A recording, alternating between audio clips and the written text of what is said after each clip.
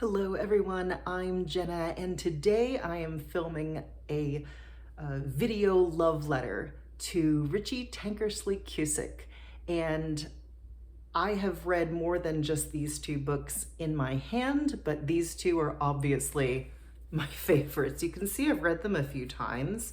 They spent some time in the backpack, and I remember buying Overdue. I remember being in Orlando to visit my aunt and my cousins.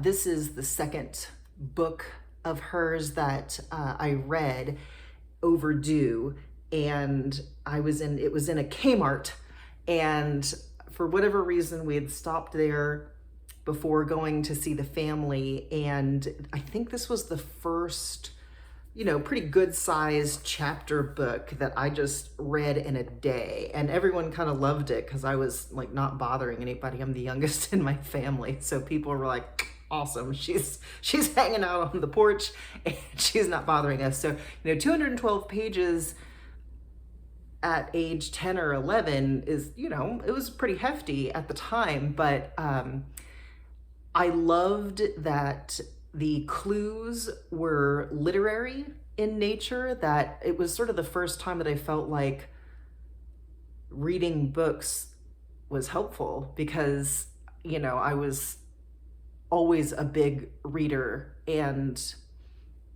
not really outcast because of it, but it was seen as more of a quirk than I really thought necessary. So being able to have that be a highlight or something that could help made a big difference in my youth. So I think I was in about 5th grade or 6th grade when I read Overdue.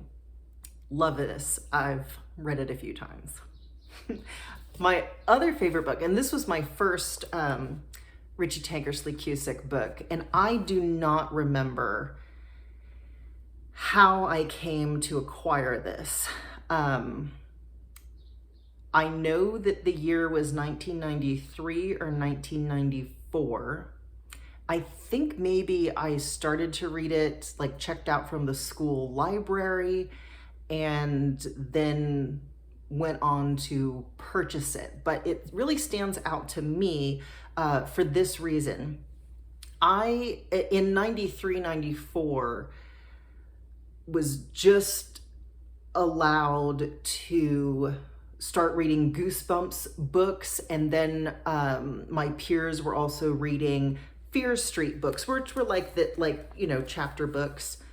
And I was not really, I had to lobby to be allowed to read Goosebumps books and Fear Street books because I'm an autistic child who's very, very sensitive, has an overactive imagination, naturally, very fearful.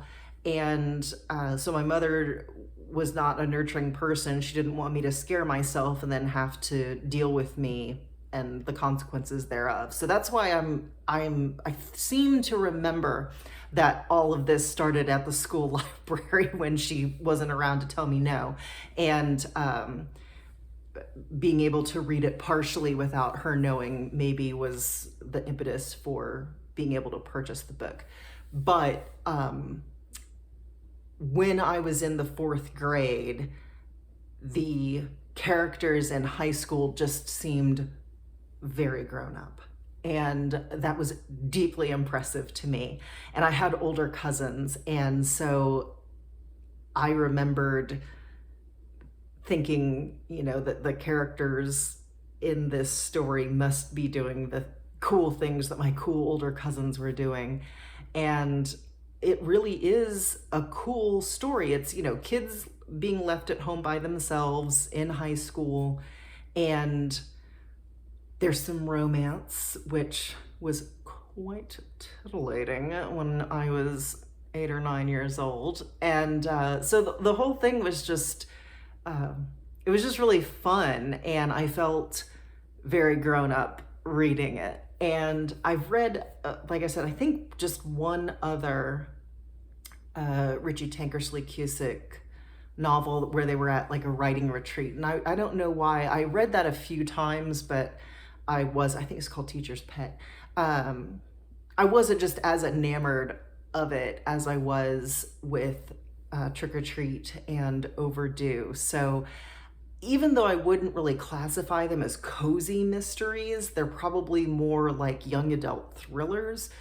It definitely set me on that path where I was like, oh, that, you know, these things are happening and it's not scary, but there's like a fun kind of tension. You know, people aren't going to be really seriously hurt. You know that everything will resolve at the end. I don't think there's really any young adult thrillers or cozy mysteries that end unresolved. So that was really satisfying and comforting to me, was at least we know how it ends. So I think that's how I got set on the cozy path and ended up becoming your cozy cooking coach. And I just had so much fun, and these books were so impressive to me that I remember where I was when I bought at least one of them. So Richie Tankersley Cusick, thank you so much. I love your work. I recommend it to any young adult reader that I happen to come across. So I hope you're getting the residuals from that.